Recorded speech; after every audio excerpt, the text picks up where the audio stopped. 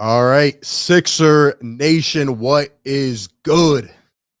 Welcome on in. 2 days until the NBA trade deadline. You know, the gang had to get back together, man. Bring you another show.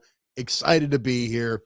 Rumors are heating up, things are flying around, but then at the same time, you have Daryl Morey go out today and make some interesting comments. So we will break down exactly what those comments mean. We'll look at everything.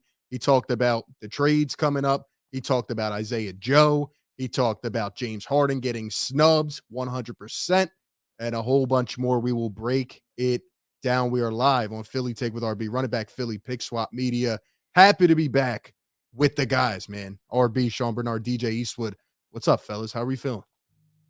Yeah, feels good. Feels like a little bit of the quiet before the storm. There was the Kyrie trade kind of kicking things off, but things have kind of dived down. So hopefully the Sixers are one of these teams getting involved here, and feels like we're hitting that kind of stride for NBA season. So I'm ready to get into it.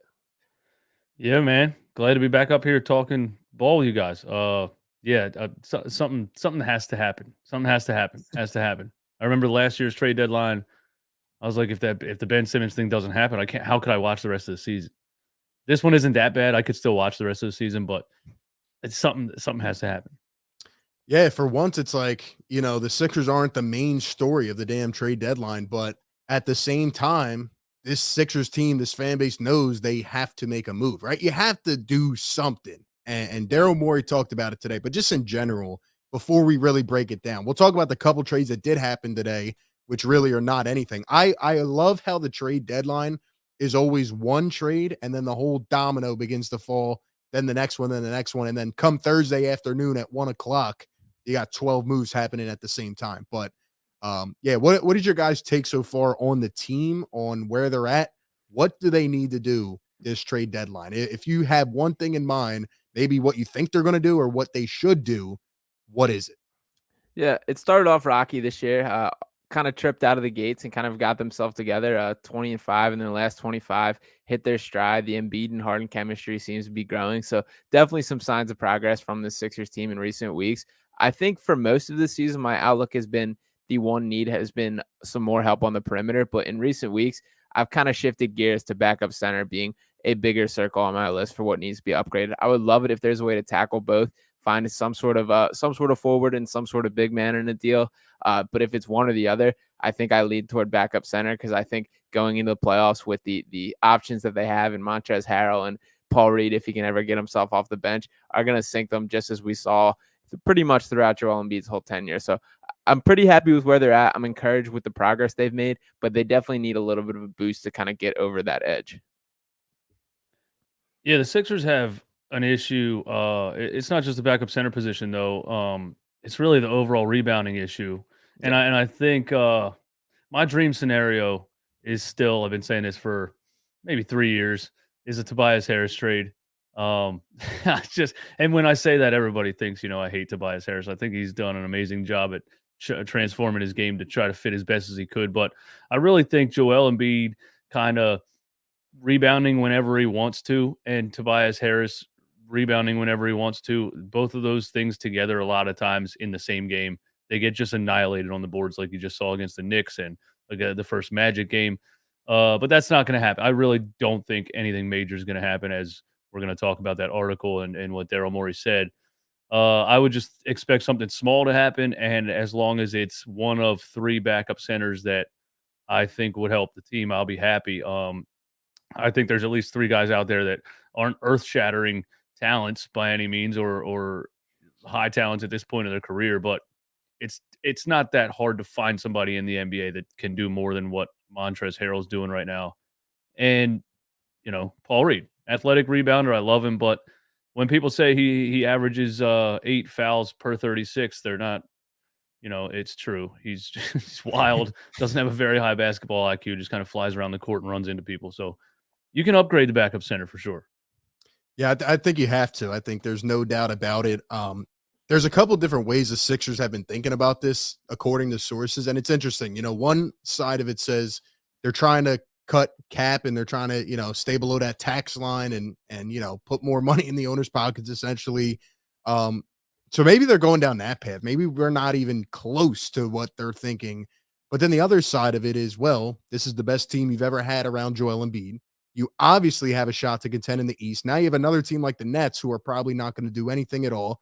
So you're looking at maybe a 3-team race. And with just a little bit of marginal improvement, you have a chance to now be a serious contender because, there's just not that many holes in the roster.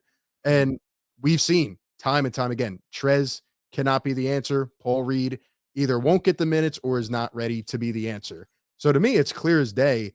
I would agree with DJ. I think they're going to do something smaller. My dream scenario, Andre Drummond. I mean, it just makes too much sense. He knows the team. He knows the roster. But I do have a bold take. I'm going to save it for later on. I will say I had Austin Krell on the show yesterday, and he said that he thinks the Sixers will make a move. And when you think about the fact that the Sixers left a roster spot open, it only makes sense. But like you guys said, will it be the move, or is it just going to be one of these little, crapshoot type of things at the end? That remains to be seen. But I do think they will make a move. I think it would be stupid to stay packed because I think Boston's going to make a move. I think Milwaukee's going to make a move. Why wouldn't the Sixers, Yeah, and Daryl Morey's been a guy throughout his tenure as a general manager and president of basketball operations that his kind of quote that he goes by is when you have that 5% chance or greater of winning a championship, you have to go all in. And if there was any kind of debate about that, it's how they've played over the past month and a half, as well as Kyrie now getting shipped off to the Western Conference. So the Sixers are now cemented as a top 3 team in the Eastern Conference. They are playing their best basketball of late. So it's time to go in and do something about it. And like you mentioned, they have that extra roster spot. There's still an open spot. And plus, we were kind of sold these ideas of moves of cutting Isaiah Joe, of cutting Charles Bassey. The logic behind that was having the roster flexibility to go out and do something. So now it's time to act, and those only age well if they actually can act on it and bring somebody in that made that kind of the bargain worth it. So the ball is now in Morey's court to act, and we'll see what he comes up with. Yeah, for sure. Now's not the time with this franchise to be conservative after the process and all of the assets that we had. This is the most win now situation I've probably ever seen in Philly sports team. I would have to think back to probably the Allen Iverson era, but either way, it's not gonna. Either way, when this run is over, this Joel Embiid, James Harden thing, it's not going to be a gradual slope down. It's going to be a cliff. So you're edging toward the cliff anyway. You want to get a couple rings before the cliff approaches. So anything you have left to upgrade the team in the short term, that's just what you do. That's how I see it. I know people want to hold on to guys. Well, this guy might be this in 5 years or whatever. It's kind of why I was on the Maxey for Donovan Mitchell thing in the summer. I love Maxey, but if you can give me Donovan Mitchell right now, I'm all for it. They're trying to win now. So yeah, now's not the time to be conservative. So whatever they have left, whatever change they have in under the couch cushions, they're going to pull out and spend it. So we'll see. Yeah, hopefully they get something done. If you guys are in the chat, man, hit the like button. Let us know you enjoy this content. Welcome on in. Drop your thoughts. What do you think the Sixers are going to do? Let us know in the chat wherever you're watching. Once again, Philly Take with RB, Run It Back Philly, Pick Swap Media. Now, a couple deals did happen today. The first couple to kick it off. And, honestly, who cares about these deals? But we will highlight it just for the heck of it. This was the first one today. The Brooklyn Nets send Kessler Edwards and cash considerations to the Sacramento Kings. The Nets save a total of $8 million in salary, blah, blah, blah. I'm here to tell you guys, as I've been saying the last couple of days here, the Nets are officially cooked. There's nothing left for them to do. They have to start over. I know they're saying they're trying to get another star in there to make KD happy. The reports are that KD's not happy, and he's not even coming back now until after the All-Star break. I can say this over and over again. Everybody up here on this panel right now told you guys so. We've been saying it for the last year. Literally, it's almost been a year that we've been up here preaching this. It did not work. The Nets are cooked, and they have been one of the worst franchises. So to me, it just seems like they're trying at all costs for a desperation move. But there's nothing they could do, man. They're done. They're done. They should have kept the team of D'Angelo Russell, Karis LeVert, Spencer Dinwiddie. How ironic is that? And right. Jared Allen. Yeah, and the only thing I will say on this trade is Sixers wise, the Kings were a team that kind of were rumored to have some interest in Matisse Thybulle, so this probably takes them out of the Matisse Thybulle running. Kessler Edwards, not quite the defensive player of Thybulle, but a similar kind of model of player. So I would assume that this was kind of their preference there. So Sixers wise, I would guess that's the only way this impacts them. But yeah, it does seem like it's a fire sale in Brooklyn, and they're probably going to be the most active team out of anybody, just trying to find some way to field a competent team for the rest of the season. Yeah, if there's a team in the past decade that's handled assets worse than the Philadelphia 76ers, at least we always have the Brooklyn Nets to look at and say they one up us every time. The Paul Pierce, Kevin Garnett, all that stuff. And then seven total, four first round picks and 2 pick swaps or whatever for James Harden, when they really didn't have to make that move. I think Kyrie and Durant plus that roster of Jared Allen, Dinwiddie, and all those guys would have been a really solid team. It's just a terrible decision. That is really like a 14-year-old kid playing 2K, making some of the decisions that they made. And I just saw from the jump, and people watch ESPN too much. They watch Max Kellerman too much, who doesn't even, like, he's a boxing guy out here saying this is the greatest offensive team of all time. I just knew it was a disaster. There's 3 self-centered maniacs at the time. I learned slowly that James Harden is actually the least selfish of the 3 for what he did when he came to the Sixers. But Kyrie and Durant, there's no way those dudes were going to work out, man. And it was crazy. I saw Kyrie's opening press conference, not to go too far off topic, but he was saying how he was a selfless leader and he didn't do anything wrong. I was waiting for him to apologize to James Harden, because I feel like everybody out there that tried to make him out to be the bad guy hasn't said a peep this whole season as he's playing at an all-star level. Where are the same commentaries at where they were ripping him to shreds last year? I mean, the guy's been fantastic, a great teammate, and he's been great this year. And what, the first year when he was Durant was injured, Kyrie was like at his sister's birthday party for 3 months or something, and Harden was playing at, like, on MVP lists, like playing with nobody. Harden's definitely the least selfish of the 3. Yeah. And the other thing that goes into them kind of overplaying their hand on that Harden trade is it also took away their ability to rebuild right now, because the Rockets have their first round picks through 2027, or either pick swap or their physical first round picks. So it does them no good to go into tank mode or rebuild mode. They pretty much just got to scrap and find a way to field somewhat of a competent team. I guess they have a Cam Thomas hooping off as the best player from LSU on that Nets roster. So at least they got something, but not a lot going on there.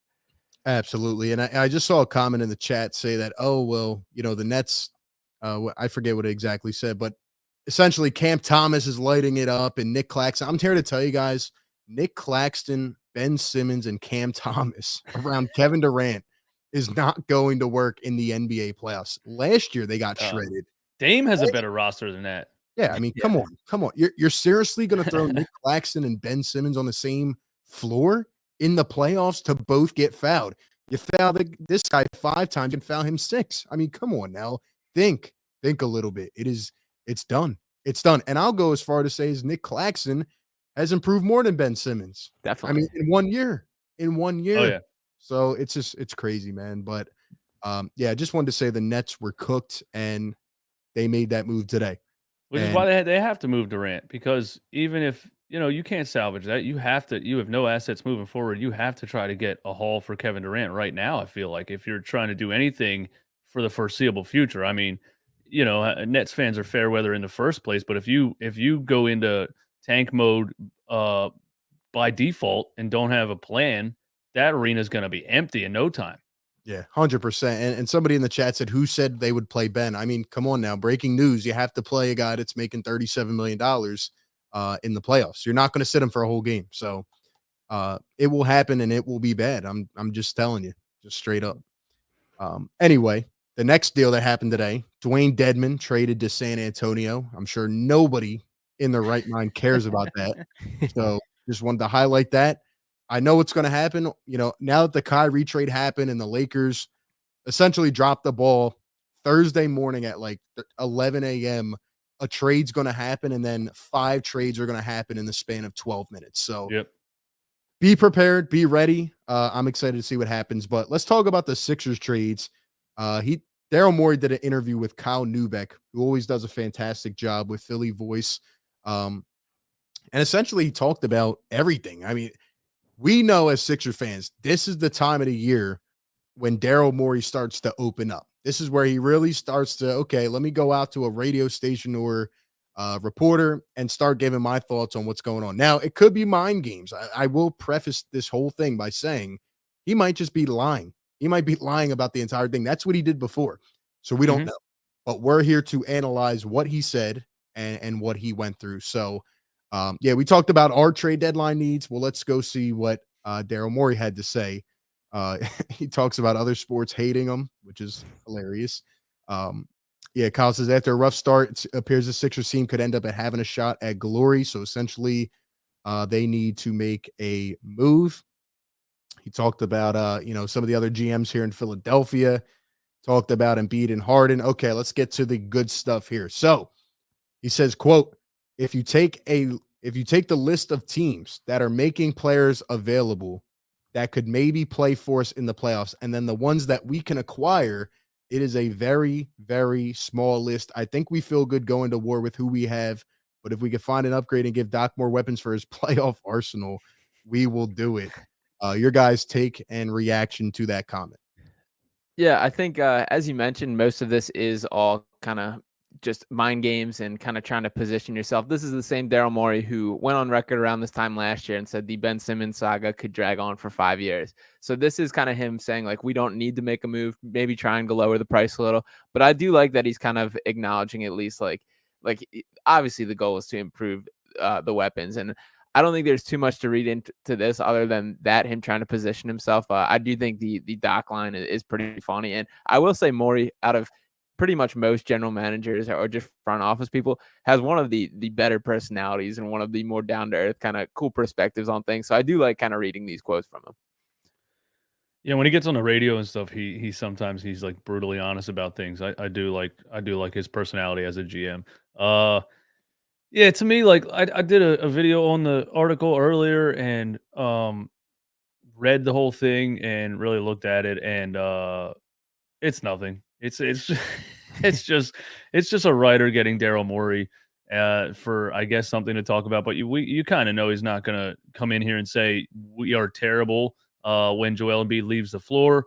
I know Doc doesn't believe in this, but if you look at the plus minus, we're awful when Joel Embiid leaves the floor. So our backup center position isn't getting it done. Our backup 4 and 5 combinations aren't getting it done. Whatever it is, our rebounding is terrible. We need this. We need that. He's not going to say that. So he has to say these things. But yeah, when I first read it, I was like, come on. We don't go into this thinking we have to upgrade a particular player. We feel good going to war with, I mean, certain matchups. I liked this team, that what they looked like against Denver. But when you get against, just very athletic teams that have 5 or 6 guys over 6'10", 6'11", that can switch everything, and you got, combinations of Niang and Montrez out there, he's lying.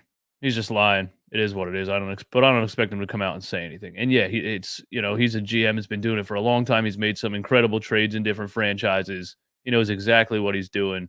And there's an unnamed GM too in another article that was quoted saying the Utah Jazz are asking too damn much for Jared Vanderbilt. And I wouldn't be shocked if that was Daryl Morey who said that, because he wants to play the game. If he wants Vanderbilt, he's not going to say it right now. And that's why everything happens the last 5 minutes of the deadline, because, they're going to negotiate until the last second. Yeah, definitely a name we need to talk about during this show. Morey was asked about some trouble spots in the rotation. Says, quote, we don't go into this thinking we have to upgrade a particular player. Now, essentially what you both have said is that there's nothing to this. It's all smoke, no fire.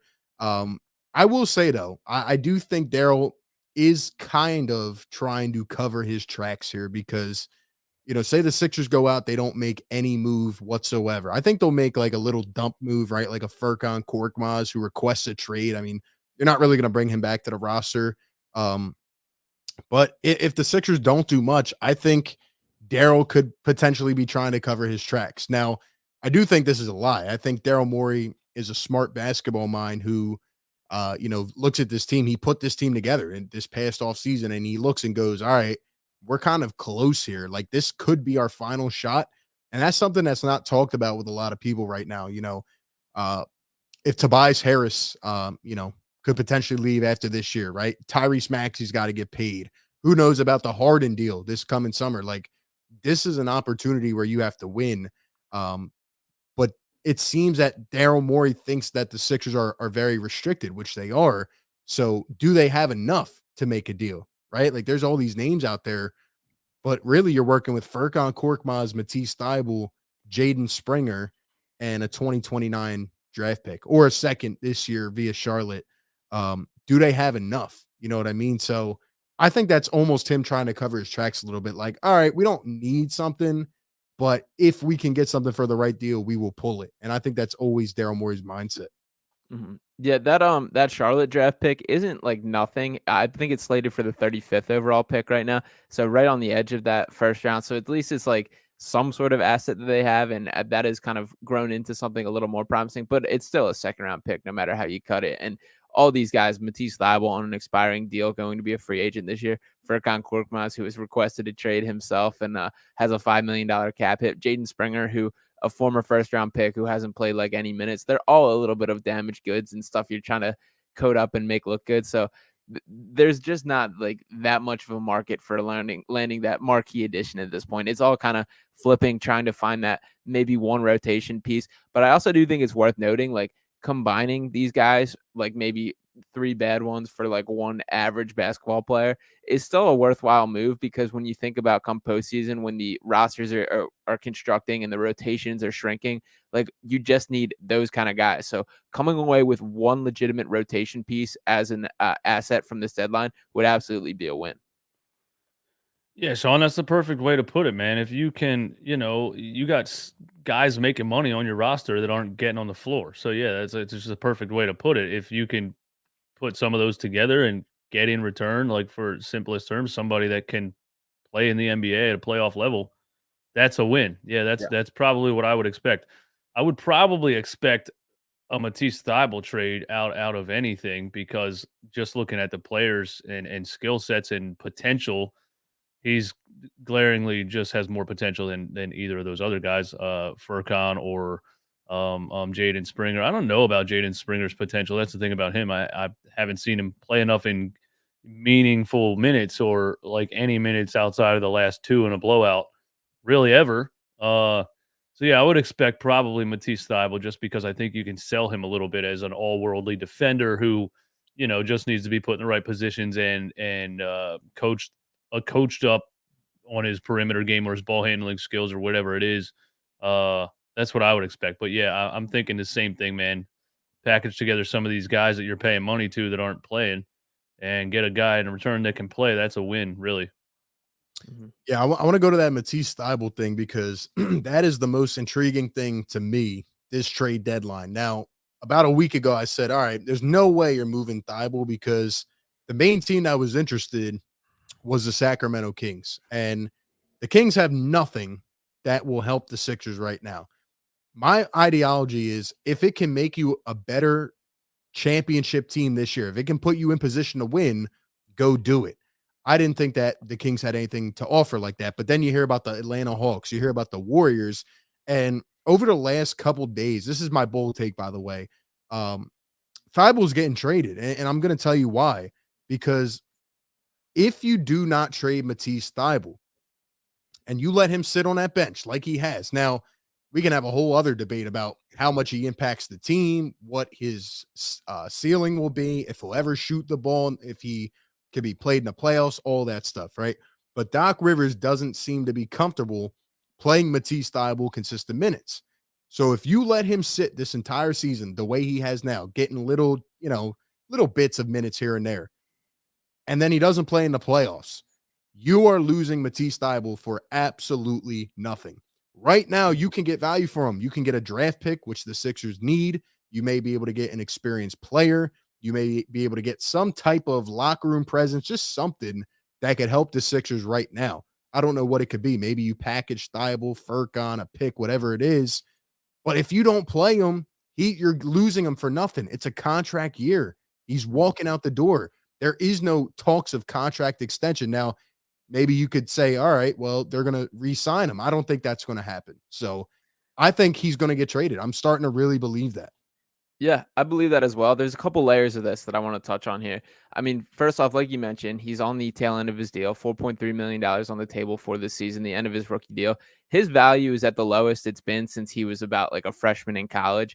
Like he's been a guy that like at times was looked at as not I wouldn't say a premier trade chip, but a guy that there were teams very attracted to moving for or looking to add him for. But at this point, being a expiring deal, the thing that I've struggled with and going into the season, I was like, we kind of missed the boat on trading him if we start this year, is I don't think there's going to be any teams that look at him as like the missing piece in their playoff rotation, because while he's taken some strides forward offensively and he has looked more willing this year, there's still going to be holes, and that's absolutely going to be put to the test in the postseason.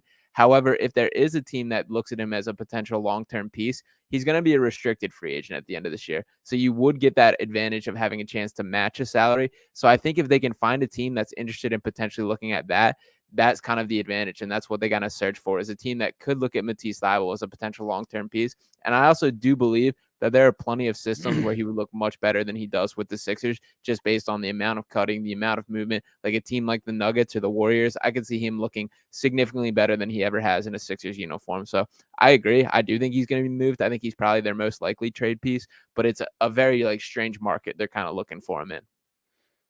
Man, the Warriors would be man, you're probably right about that. If I picture Matisse Thybulle and the Warriors, just a good culture, team that's moved, been a high motion offense for a long time, and a lot of guys around him that have high basketball IQs and are shooters, where he wouldn't be paired with. A lot of his trouble is that he gets paired on the floor with other guys that can't stretch the floor or whatever else, and they're just bad fits. A guy like Thybulle who can play elite defense and shoot 35% from three at best. I think that's all you really ask of him. NBA average, and play really good defense. With the right combination of players around him, he's not a total negative. He just gets put in situations, and when you see him at the end of a shot clock and he has to dribble the ball, yeah, you don't want him to do that. And then everyone's like, Thybulle sucks. But like, you didn't want Danny Green to dribble the ball. You didn't want Robert Covington to dribble the ball. These are just 3 and D players. You don't want them to ever have to make a move with the basketball. So I'm the one. I'm the one. I've been saying you need to trade him for a long time, but I feel like he definitely has value, and they need to take advantage of it. The thing that I don't understand is he comes into the year, and in training camp, they were gloating about this guy. They said he was the most improved. They said his shot was incredible and all that. And, these are normal things that you say about a developing player, right? Those dribbling videos. Yeah. But I would personally think that they would say that stuff to try to build his trade value. And then he sits for most of the year. They don't really talk about him in any deals or anything like that. And they're just kind of playing him little bits here and there. This is a former first round pick. The Sixers have this problem with most of their first round picks. And now you might go through another deadline, keep him, and then what? You're going to get nothing for him. He's going to leave. And somebody's going to offer Matisse Thybulle a contract that the Sixers are going to look at and say, well, I'm not willing to match that. We don't view Thybulle as that guy. Personally, when I look at the eye test this year, to me, Thybulle is at least more of a willing shooter this year, more than last year. I mean, he'll actually take a couple of shots, which is nice to see, and he could be a defensive spark. But there is that legitimate question: can you play him in a playoff series? And I really don't know. I think they had a falling out after that Toronto series last year. I think nobody talked about it.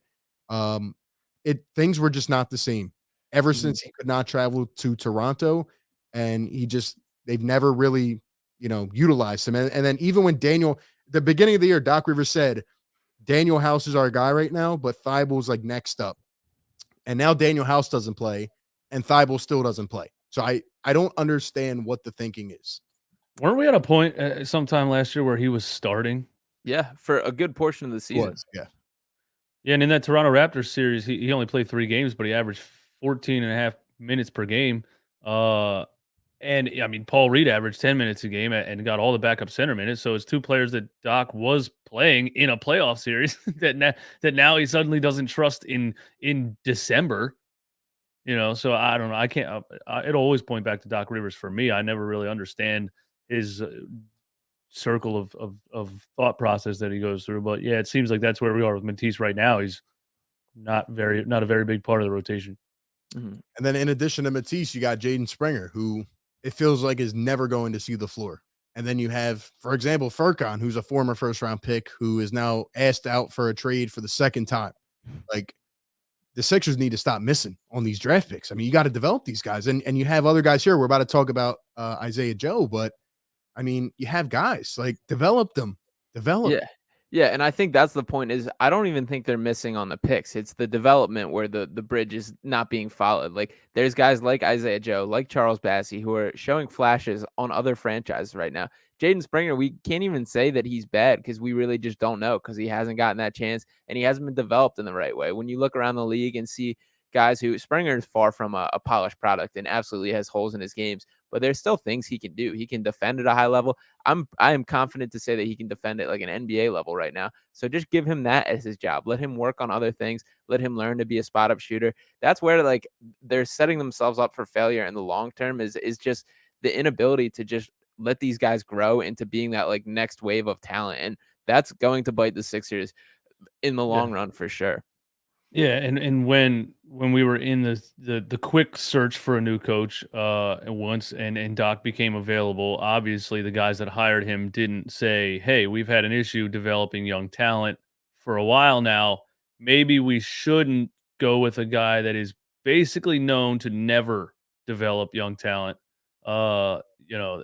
The guys that hire him don't know anything about basketball. They just said, "Hey, legendary name, get him in right now." And make him an offer that he can't refuse. He was going to retire, but they offered him $100 million to like take a break from golf for a couple days out of the week or whatever.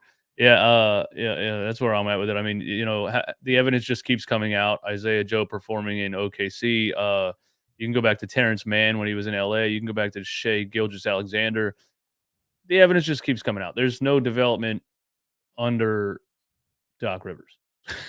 I think in addition to that, it's frustrating because you look at how PJ Tucker has played this year, right? And he hasn't been he's been very underwhelming by far. I do think he'll get better, but he has been underwhelming. And you look at a guy with the prototype of Thibault who could be the exact piece that you need at that position. And he just is not doing it and I guess can't do it, which is frustrating to see. But I want to talk about Doc Rivers in that point because that takes us to where we need to go. And we'll get back to the trade stuff in a little bit. But the people in the chat know me, man. I am the leader of the Isaiah Joe Hive. And I still think it is a travesty that he was let go.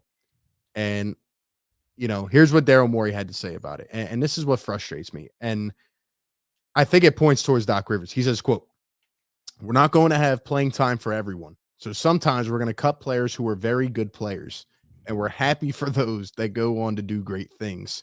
Morey said when asked about cutting Joe last fall, "There's a lot of factors that go into it, including the current contract or the goals of the season to win a title." So what that screams to me right there is that Daryl Morey doesn't have much say in who actually plays. There's not much communication, right? Because sometimes we have to cut good players. Isaiah Joe, he just admitted, is a good player. And it's actually a guy that could contribute. And you went into the season with an open roster spot instead of keeping this guy who could have potentially been another shooter. He could have been better than Korkmaz, for crying out loud. And you let him go for nothing. You let Bassey go for nothing. That's the issue. And you could have developed this guy. I mean, he's maybe one of the best later round picks you've had.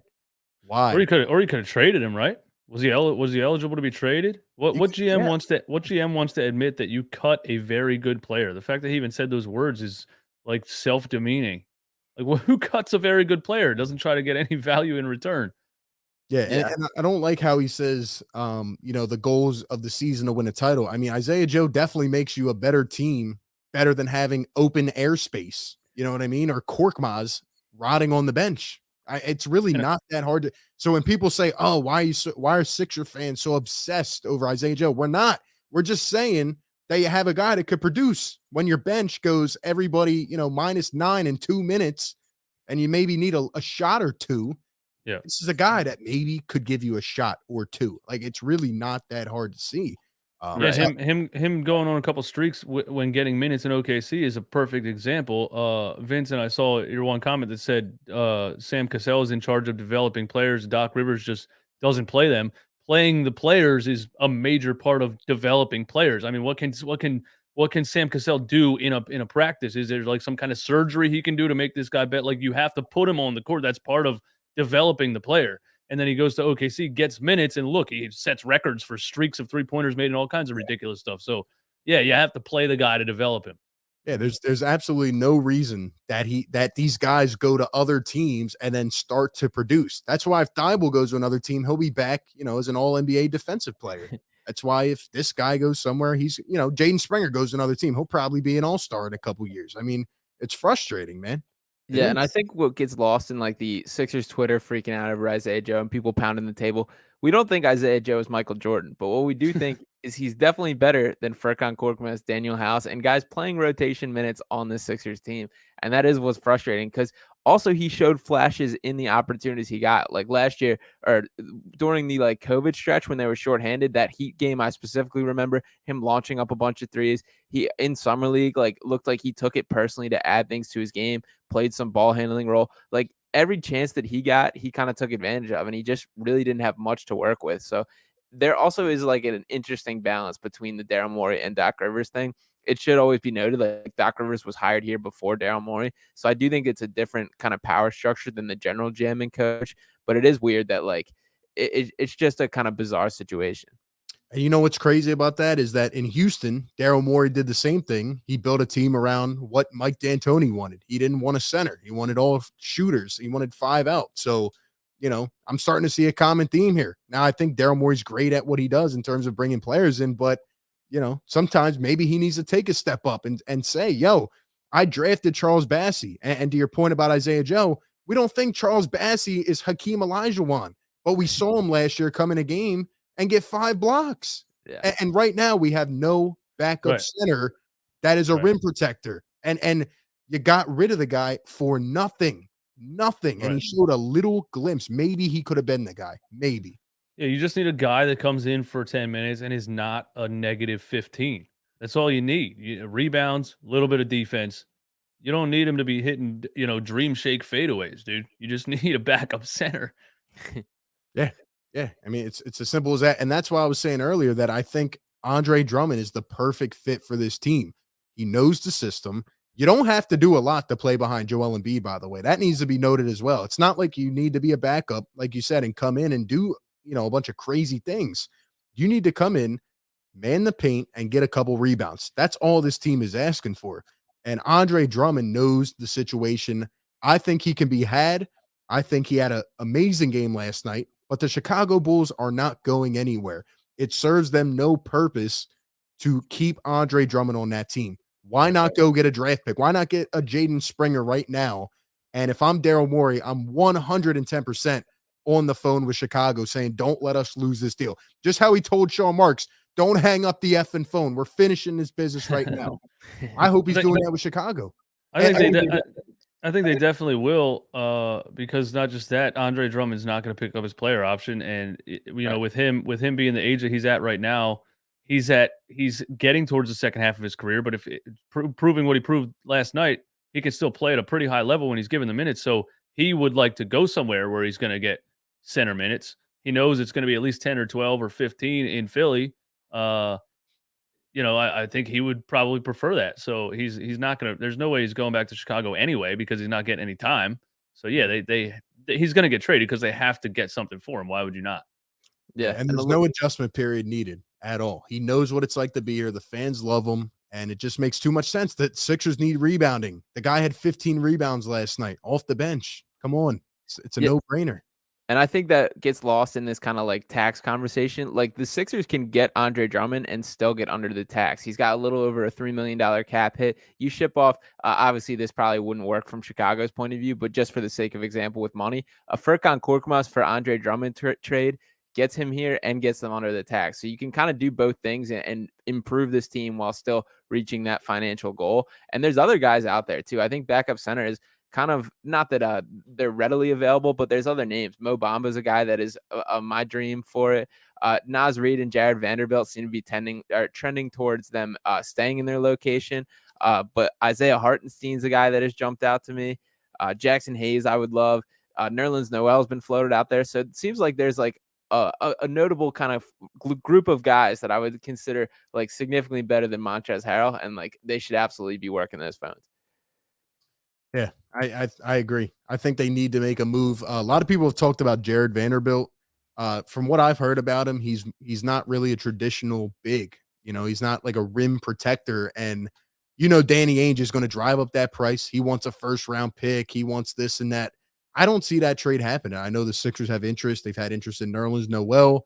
I could see Noel being much more likely than Vanderbilt. I don't know where this idea of everybody getting fixated on Jared Vanderbilt came from, because I know how Danny Ainge is, and he's not going to settle. The Jazz have 1 million picks already. They don't have to settle. They can keep Jared Vanderbilt as part of their future plans. So why get right.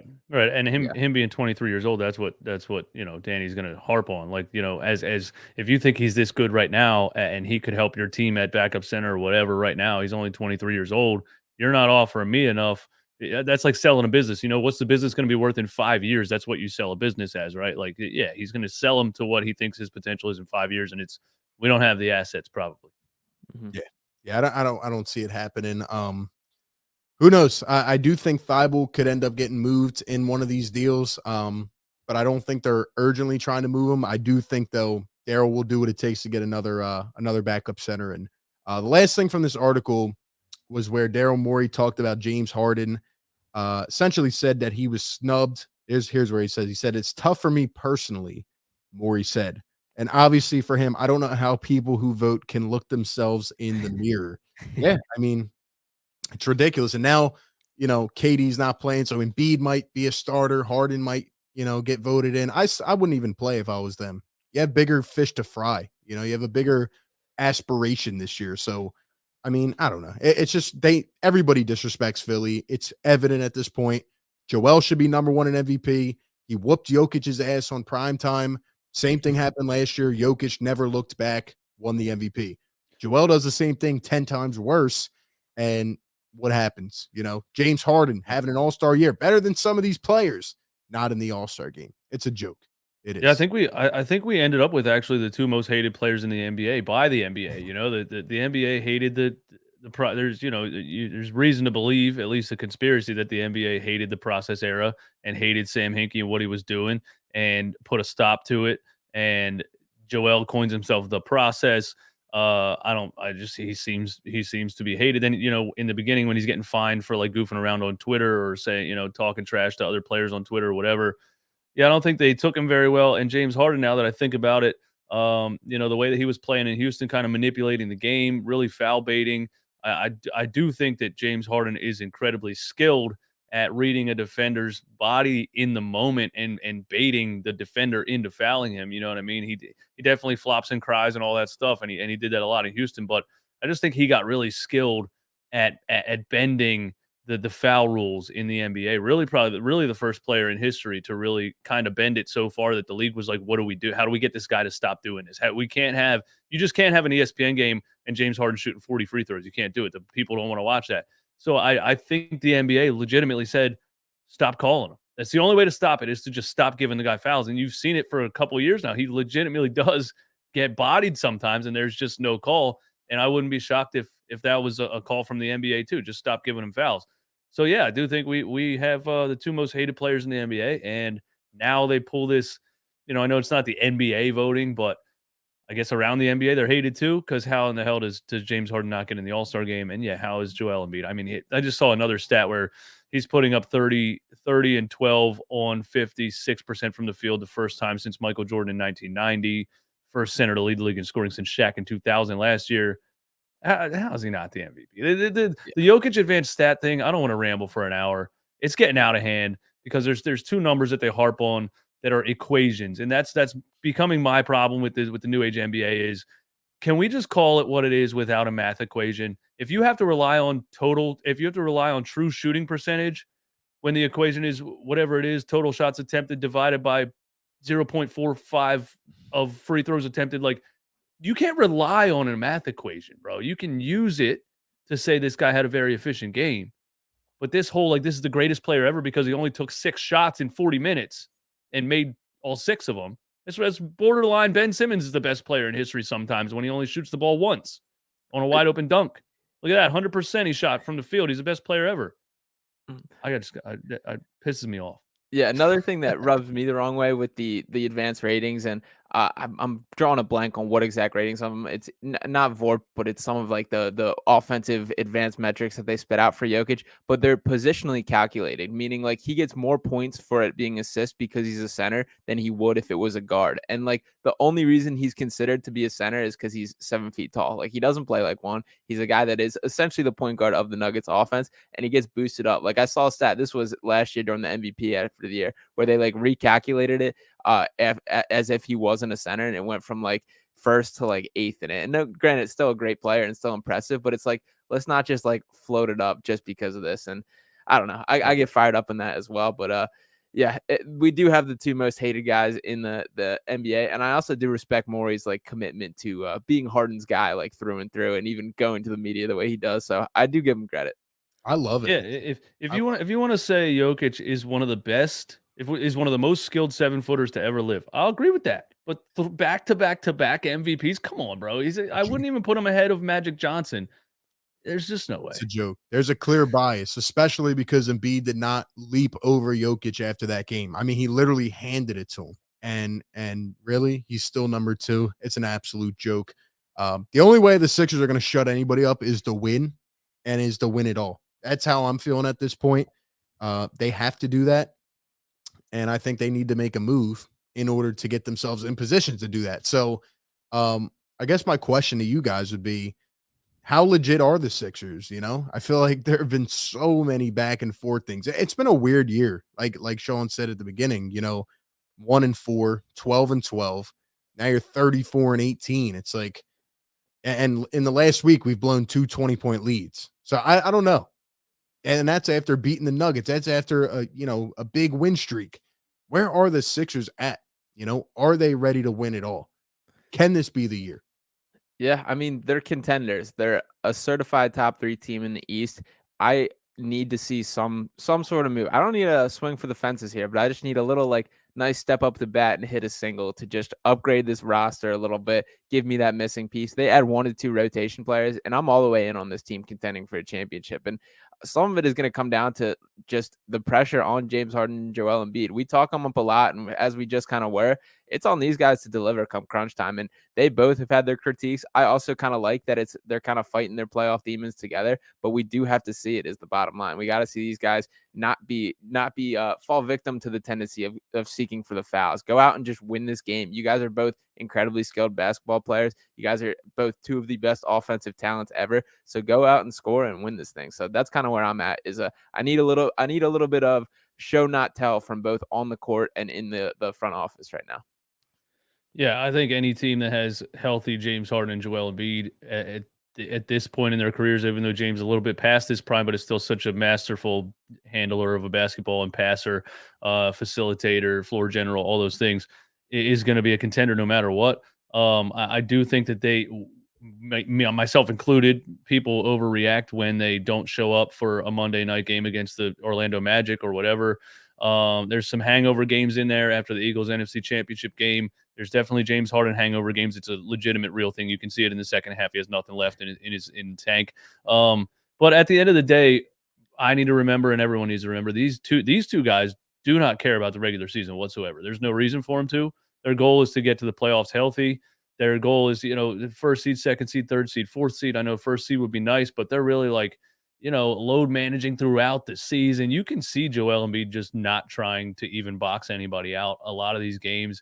And then when there's a nationally televised game against Nikola Jokic and a number 1 seed, all of a sudden you're getting more effort from the guy than you've ever seen. And I think we have to remember that that's probably, I would assume, the level of effort you're going to get in every single playoff game from Joel Embiid and James Harden. So I got to take a step back when they blow 20-point leads or whatever, or they just, the effort isn't there in some of these regular season games because I just don't think they care.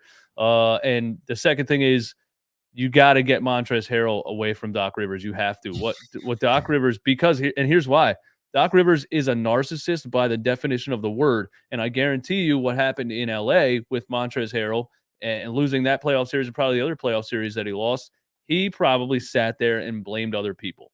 He probably does not actually think that him playing Montrezl Harrell against the Nuggets in that playoff series is why they lost or why he got fired. He's probably doesn't believe it, and he probably is now out to prove again, I can show you that Montrezl Harrell can be serviceable at a backup center in the playoffs, and it's just not gonna work. You see it right now. I mean, you saw it with Paul Millsap on Giannis last year, which is an insane decision to make.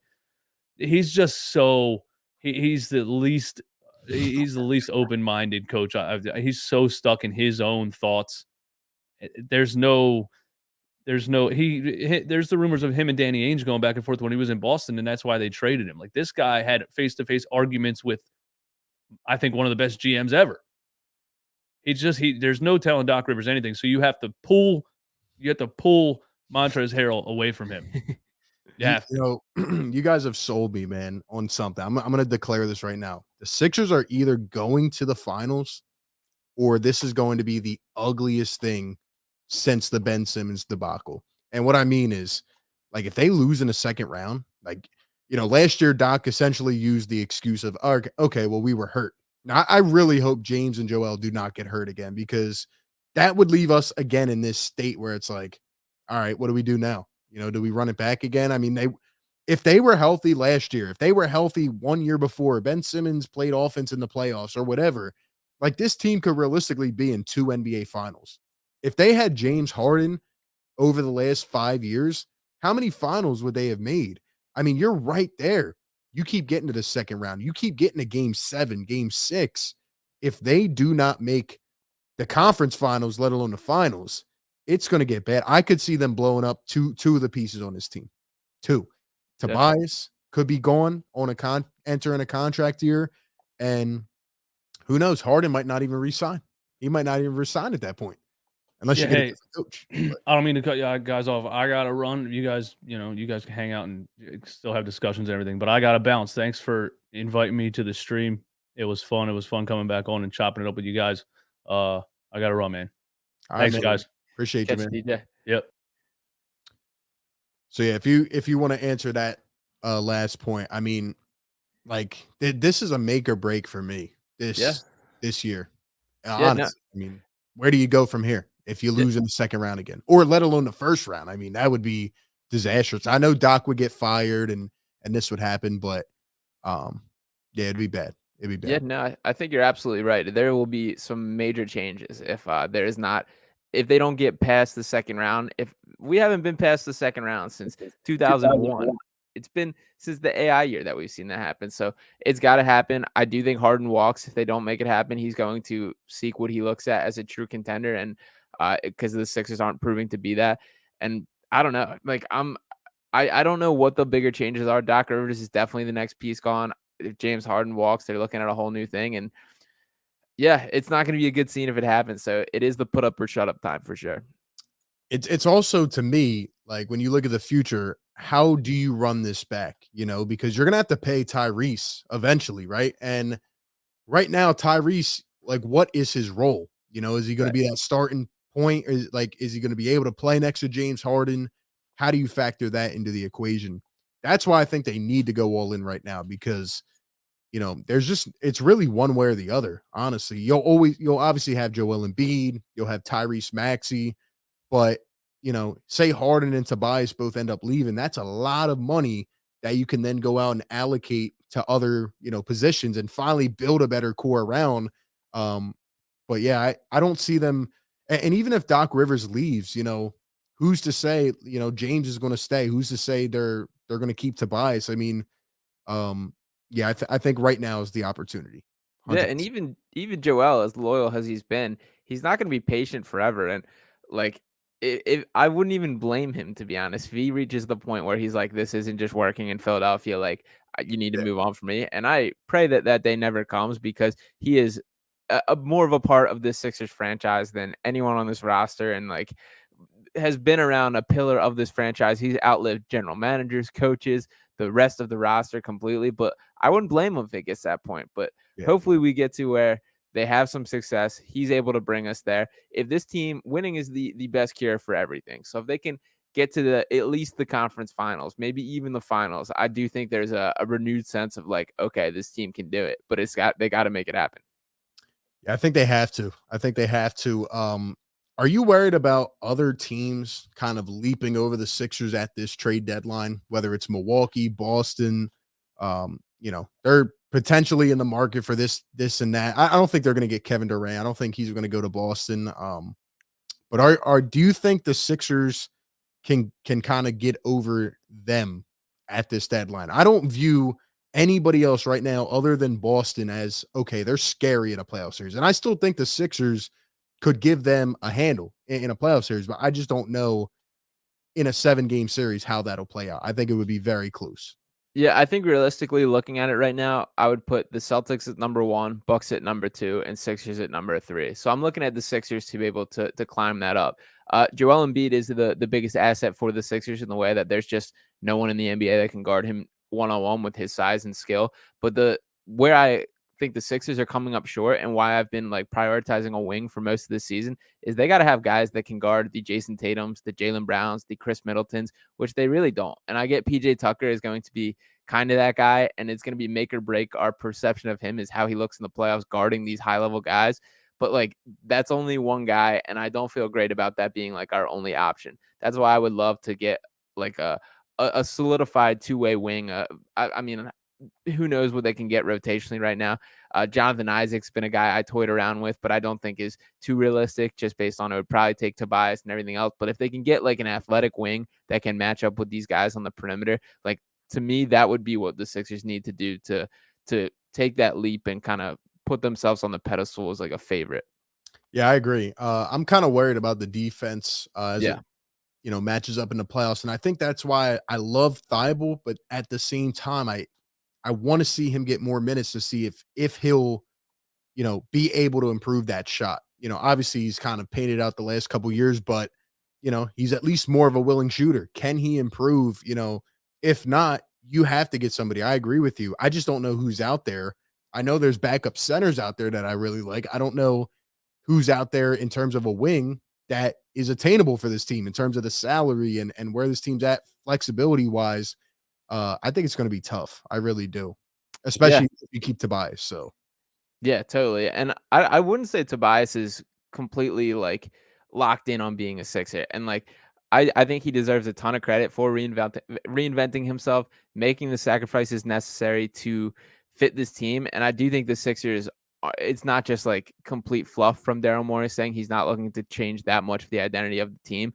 But if the opportunity presents itself, there's not that many like tradable salaries. Like we're talking about if you're seeking like a $20 million addition, that's like combining every single bench piece we got or working Tobias in on a trade. And you need a little more to get back for that. But it's easier to add salaries to bring back rather than stacking. Then we're talking like Furkan, Matisse, Springer, Niang, Dan House. Like that's a lot. Then you're throwing in like to combine and reach that. So it is tough how much money dictates what a trade can happen in the NBA. But that's kind of the world we work in. And that's the reason that Tobias has been kind of a crippling factor for roster construction. I'll tell you what, man, this whole bench, not construction, but just like the bench overload, I would call it. When you look at Furkan, who's a 0, you look at Daniel House, who has been god awful. When you look at Springer, who's been non-existent, it's like, dude, like if one of those guys was this player that we're fantasizing about, that if one of them was a guy who could come in and get a stop on Jaylen Brown when you need it, or hit a big shot, like this team would be in such a better position. And now they have to rely on PJ Tucker, who's almost 40, to be able to be that guy. That is my worry. And I do get caught up sometimes in the win streaks. It's great. It looks good. But like you said, none of it matters until the playoffs. Mm-hmm. But then again, I go back on the other side and I look at, okay, this team has been one game from the conference finals almost 3 times. Like, it's right there. It's there to be had. And if they were just maybe a little healthier, they had this, maybe they're there. But I think it all comes down to the matchup. And I think that's why it'll be important to try to keep climbing up the East. Yeah, you can kind of look at it in 2 different lenses. And I think as Philadelphia fans, that a lot of times we take the negative lens of like that they haven't been past the second round since 2001, that they're like just have fallen short continuously for all these various reasons. But there has been a bunch of weird factors of them just like being so close, whether it is that Kawhi shot, which is still heartbreaking, whether it is Embiid breaking his face twice in the playoffs, whether Yeah. it's like all these strange things that have just kind of prevented them. Like if they can stay on like a clear path where everybody is healthy, they get the outlook and the path to the playoffs that they need, it can happen. And I do also think tomorrow, I get it's still a regular season game, that was whatever, but I'm excited to see now this Sixers team. We haven't played the Celtics team since they've been like clicking, since we've seen what the Sixers team can look like. I'm excited to see what this looks like against a true contender and a team that we almost certainly will have to go through in the Eastern Conference. So I do think tomorrow is a nice measuring stick game for the Sixers, and I'm excited to see how they look. 100%. Great point. And I love that it's the night before the trade deadline. Like Yeah. Daryl Morey better take a long nap beforehand, because Yeah. come tomorrow night, he's going to be up all night after that game, especially if the Sixers are to lose that game.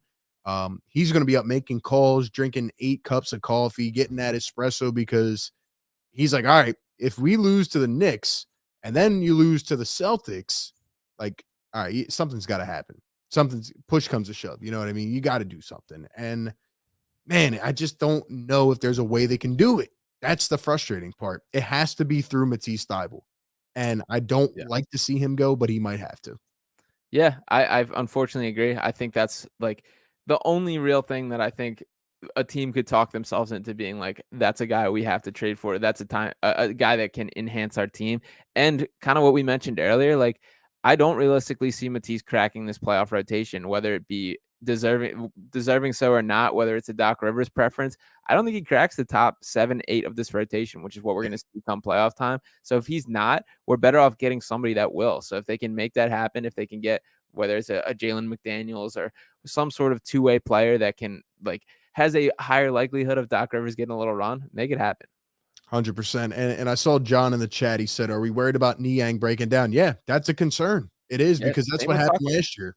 He played great in the regular season. He was banged up, come playoff time. And I know that for a fact. And he just wasn't healthy. So, you got to be worried about that with Tucker, with Niang, with some of these guys. It's frustrating. So, yeah, health is the biggest thing. We said that at the beginning of the year. We're saying it now. They need to be healthy. I would honestly start load managing down near the end of the season if possible. If you're in a race, then you can't. But I really don't care at this point. Get to the playoffs healthy. Other teams do it as well. So, yeah, I think that's got to be the mindset. They've kind of gone on their run of late, 20-5 in their last 25. Let's keep the momentum going. Let's bounce back from that Knicks loss. If they can kind of build some separation in the East, I don't think like it's still pretty tight within the top 3 between the Bucks, Celtics, Nets, or Bucks, Celtics, and Sixers. If there is any kind of separation, and at the end of the day, it doesn't mean that much to me whether we're a 2 or a 3 seed or a 3 or a 4 seed. Especially like if they're not the 1 seed, it kind of doesn't matter because you're going to have to play one of these guys. So I do think health is more important than seeking out the schedule, because we went through the same thing during the year where the Sixers lost to the Hawks. We've carved our path through the playoffs and we didn't even get to drive all the way through. So take care of the guys, make sure health is the most important thing, and don't count out the Sixers team for sure. And I saw someone just put it in the chat. It was another name I forgot about, but wanted to mention. I think you need to take a flyer on Cam Reddish. I said this a month ago. I know people are, frustrated with the way, he looks uninterested sometimes and this and that. I remember Cam Reddish at Duke. Yes, he was in the shadows of 2 other great players as well. It was like a big 3 kind of. I still don't think he's ever gotten a real role, a real opportunity. Like you look at Atlanta, they had a lot of wing depth. You look at the Knicks, they just never played him. Why not? He could come in, try to maybe be that 3, maybe give you some production off the bench. I love Cam Reddish, and at least from his college days, obviously he hasn't, performed up to that level, but you could probably get him for very cheap. So why not? The Knicks don't want him anymore. He doesn't want to be on the Knicks. If it's a low risk, high reward thing, I'm okay with it. I wouldn't say I'm a Cam Reddish guy. Sadiq Bey is a guy I've been eyeing as like the same kind of mindset as a buy low potential to outperform the price you get him for. And he's a guy the Pistons seem to be shopping to, but the same kind of mindset of a guy who hasn't lived up to their expectation coming into the NBA. But that style of wing is a player that the Sixers just don't have and haven't had for several years. So it's worth it to bring it in and see if they can make an impact, especially with the limited assets they have. I would be completely fine with them taking a swing for the fences or just a flyer on a guy like that. Yeah. Yeah. We'll see what happens, man. Your prediction. What do you think happens? Actually, give me your like major target. If all right, I want this guy. We need this guy. And then tell me what you think is going to happen. All right, my guy would be Mo Bamba. I would love Mo Bamba as the backup center. I don't know how realistic if it actually happens. I think my gut feeling prediction is Andre Drummond.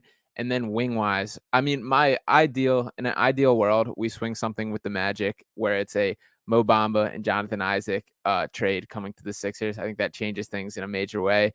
That would have to involve Tobias, but I don't. That's my ideal world, perfect universe. My jar of hearts and what I actually expect, I do think it's a Andre Drummond and Derek Jones Jr. coming to the Sixers in exchange for some sort of Furkan, Matisse, and maybe a pick.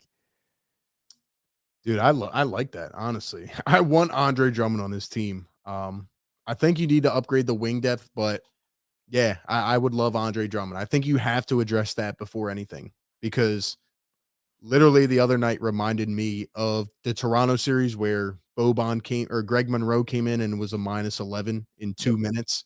Trez was a -15 in 3 minutes. You need to get a backup 5. I mean, there's no saying, right? And yeah, I hope it's Andre Drummond. So you're speaking my language, man. I would love that. Yeah. Yeah, definitely. And I think it's going to be one of those kind of days where the first domino falls and everything kind of spirals. Yeah. It's obviously a kind of a stalemate right now after the Kyrie stuff and the few things. And I will be a little upset if they kind of are overly reliant on this, but I do think there's going to be some guys that pop up in the buyout market. And obviously last year it turned out to be DeAndre Jordan, who was just not what the Sixers needed at all. Willie Cauley-Stein. Yeah, Willie Cauley-Stein. Oh So it didn't really shake out last year. But guys like Dwayne Dedman talked about, there's been rumors of Rashawn Holmes hitting the buyout market, Nerlens Noel even. So if there's somebody like that they end up with and that's how things shake out, it could be solved. But I definitely would be much happier if they're more proactive and go out to get somebody rather than hoping somebody falls in their lap. Well, hopefully they make it happen. I do believe Furkan will be moved as well. I don't know if it'll be in the same trade. Maybe it's just for, cap relief. Maybe you get a player who's not going to play or draft or whatever it is. I don't see a way Furkan staying on this team. I don't think he's staying there. I think he's going to go to like some bottom barrel team and maybe start to crack a rotation. It would crack me up if he goes 0 for 2 on trade requests. If we've run this story back. Yeah. After his first one, he's full out re-signed with the Sixers. So it would be a little entertaining to me if he doesn't get his wish. He has to stick around. He is a vibes guy. I don't mind having Furkan around, but yeah, definitely not a necessary part of this team. The reason I don't like having him around is because he's making $5 million and Fair. He's going to continue to be looked at as why is, we have a guy that's making this money and he can't play. So why do you still have him? I think Furkan's going to like the Houston Rockets or something. I don't know how they're going to pull it off. They're going to get like some old age vet that might not play, that might get bought out. They're just going to send Furkan to the Rockets. That's what I think is going to happen. Yeah, give me Garrison Matthews. I'll take Garrison Matthews for free.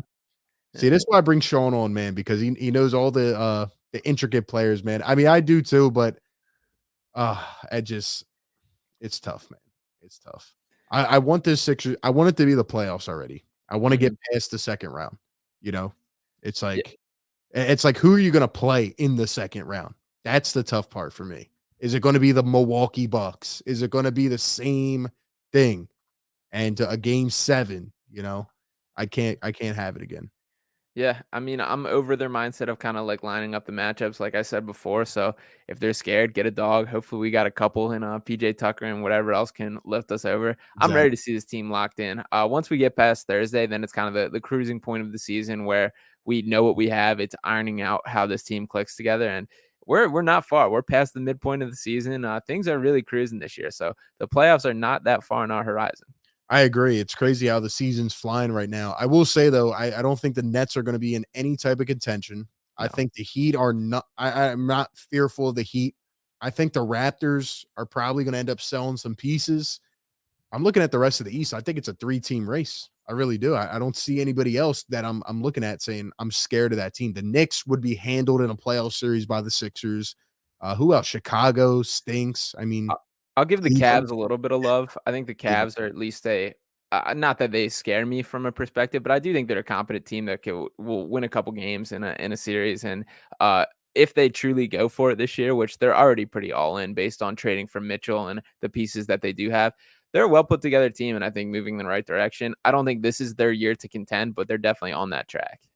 You know what the Cavs would be in the second round? They'd be that pain in the ass type of team. Yeah. It would be like a long, drawn out, just annoying type of series. They'd out hustle us. They would get all the little loose ends, all the hustle plays. Yeah. So the Cavs would be interesting, but Yeah. I would prefer to play them in the second round for sure. Yeah, I mean, they're not a scary team, I don't think, but not a team that I'd be itching to play. So I will give them the respect, and they're a talented bunch. And I think the Jared Allen and Evan Mobley front court could do some interesting things against Embiid. So I wouldn't be itching for that.